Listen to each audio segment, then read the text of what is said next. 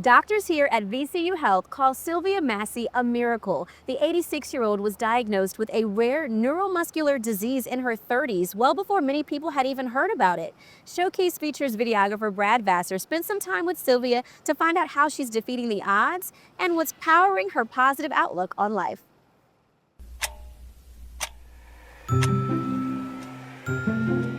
People at church call this my Cadillac.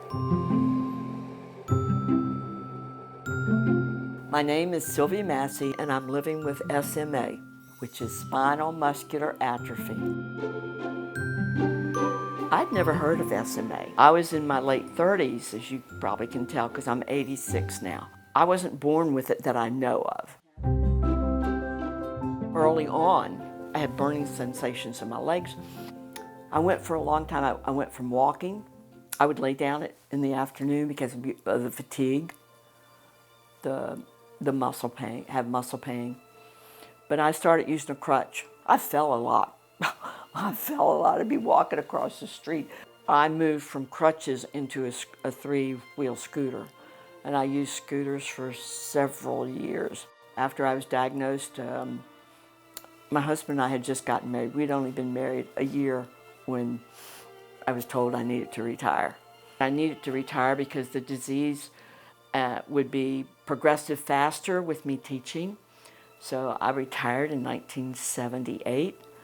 I was an elementary music educator. Music's been a part of my life all my life. I taught music in kindergarten through 6th grade in elementary school. I loved it.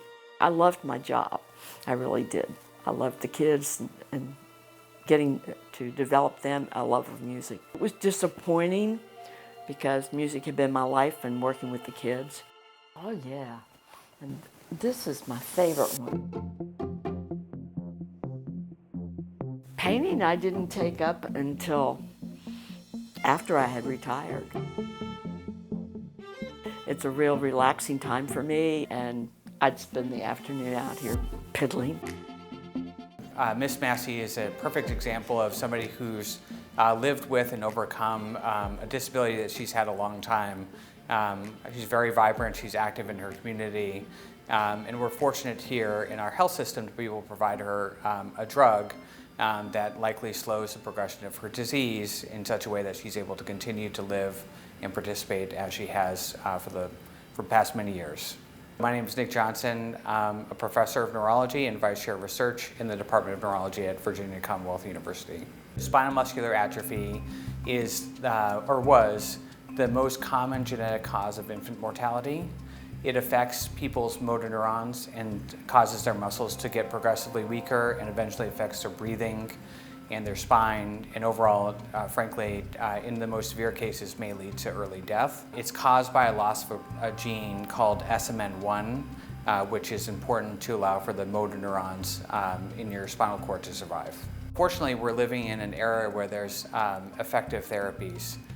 Before 5 or 10 years ago, if you were born with the most severe form of SMA, you wouldn't live past the age of 2.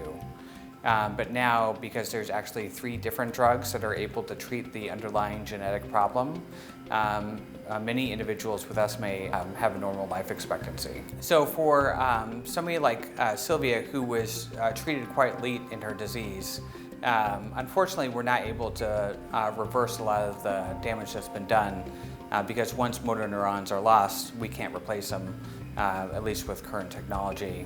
But it is great to see that she's able to continue to maintain her current function. I know that her being able to sing in her church is an important thing, and that would have otherwise been affected by SMA. And we know from talking to her and watching her progress that we're able to preserve that function for her. Oh yeah, lots of memories here. I wouldn't be here and have the attitude I have if it wasn't for my faith in God and the hope that He gives me every day and the strength He's gotten me through. I've prayed some days when things were rough. Somebody asked me about our support group and asked if, well, do you have pity parties? I said, oh, wait. I said, you're sure we might cry? Sure, we have those ups and downs. But the thing is, number one, I was taught by my dad, can't is not a word. It's just amazing how much I can still do, that I'm even still here because a lot of adults don't live beyond their 60s. You try and you do the best you can, and you're thankful every day what you're given, and instead of thinking about what you can't do, you think about what you can do. I wake up every morning and say thank you for this day, and every night, thank you for all that you've been through with me today and keeping me safe. Life is what we make of it.